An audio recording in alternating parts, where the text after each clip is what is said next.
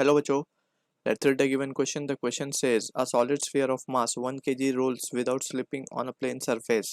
Its kinetic energy is 7 into 10 raised to minus 3 joule. The speed of the center of mass of the sphere is dash centimeter per second. So for this question, जो key concept यहाँ पे we need to understand is the concept of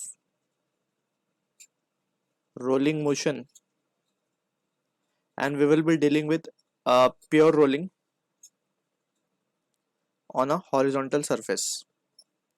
तो यहाँ पे थोड़ा सा हम discuss कर लेते हैं इस चीज़ को. लेट्स सपोज हमारे पास कोई एक रोलिंग ऑब्जेक्ट है, डिस्क, स्फीयर, कुछ भी हो सकता है. वो इस तरीके से वो सरफेस के ऊपर रोल कर रहा है.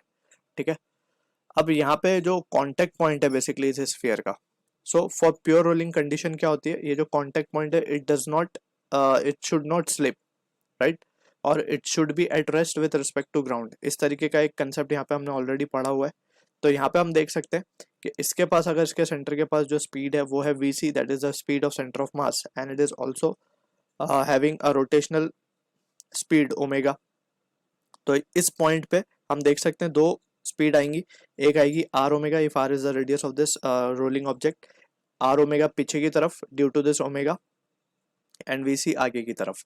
तो for a case of pure rolling हमें पता है कि जो vc है that is speed of centre of mass should be equals to r into omega, so as to keep that contact point at rest.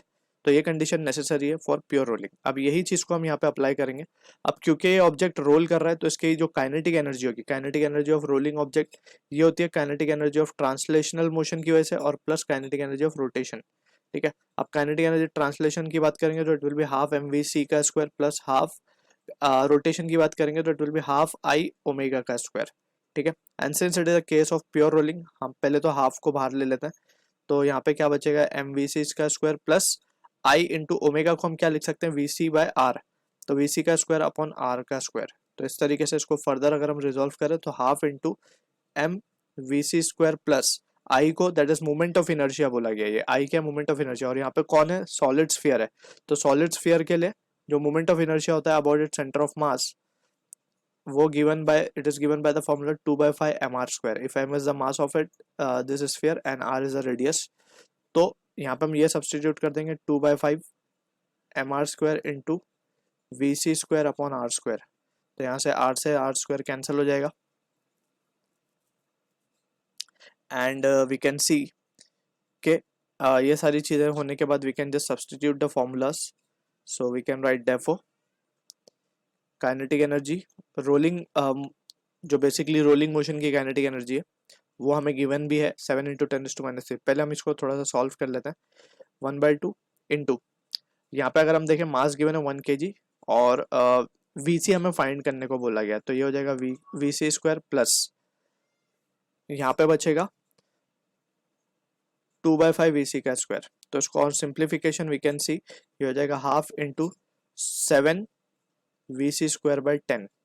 And यहाँ पे ये है हमारे पास 7 इंटू 10⁻⁻3. तो यहाँ से 7 से 7 कैंसिल हो जाएगा, right. And we can see के ये, एंड यहाँ पे 10 नहीं 5 होगा. ठीक है. क्रॉस मल्टीप्लीकेशन से हम देख सकते हैं. तो फाइनली हमारे पास वी सी की वैल्यू आ रही है 10⁻² का रूट लेंगे, यानी कि 0.1 मीटर. हमें सेकेंड में हमें सेंटीमीटर में आंसर चाहिए, तो just we need to multiply it with 100. So ये हो जाएगा 10 centimeter per second. So this will be the answer for the question we are getting. I hope you understood the solution. All the best.